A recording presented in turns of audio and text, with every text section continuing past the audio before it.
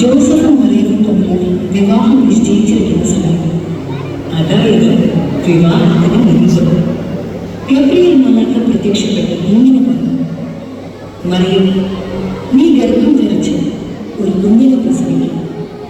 ദൈവപുത്രനായ ആ കുഞ്ഞിന് ഈശോ എന്ന് പേരിടണം.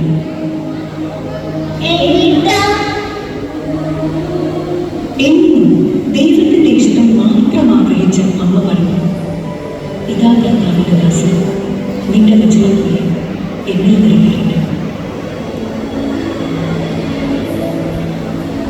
അങ്ങനെ ഏതാനും നാളുകൾക്ക് ശേഷം നസ്രത്തിൽ നിന്ന് യൂദയായിലെ ബെത്ലഹേമിലേക്ക് അവരുടെ യാത്ര നടത്തി.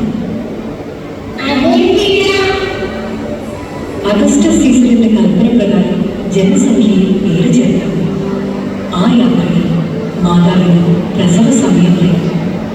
എന്ത് ചെയ്യും?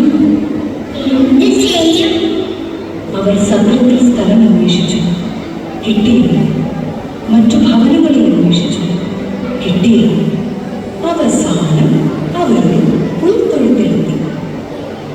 എന്നിട്ട്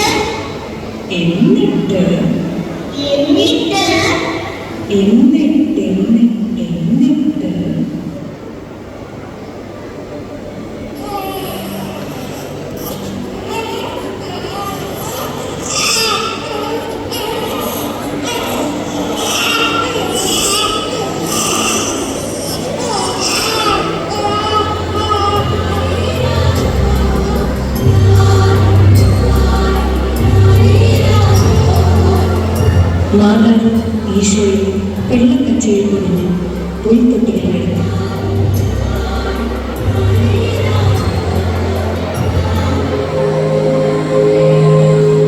ആ പ്രദേശത്തെ വഴികളിൽ ആടുകളെ രാത്രി കാത്തുകൊണ്ടിരുന്ന ഇടയന്മാരുണ്ടായിരുന്നു. സ്വർഗീയ സൈന്യത്തിന്റെ ഒരു വ്യൂഹം പ്രത്യക്ഷപ്പെട്ട് പറഞ്ഞു: സകല ജനത്തിനും വേണ്ടിയുള്ള സന്തോഷത്തിന്റെ സദ്വാർത്ത നിങ്ങളെ അറിയിക്കുന്നു. ദാവീദിന്റെ പട്ടണത്തിൽ നിങ്ങൾക്കായി ഒരു രക്ഷകൻ.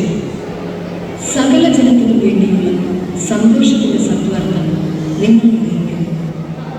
ദാവീദിന്റെ പട്ടണത്തിൽ നിങ്ങൾക്കായി ഒരു രക്ഷകൻ, കർത്താവായ ക്രിസ്തു ജനിച്ചിരിക്കുന്നു.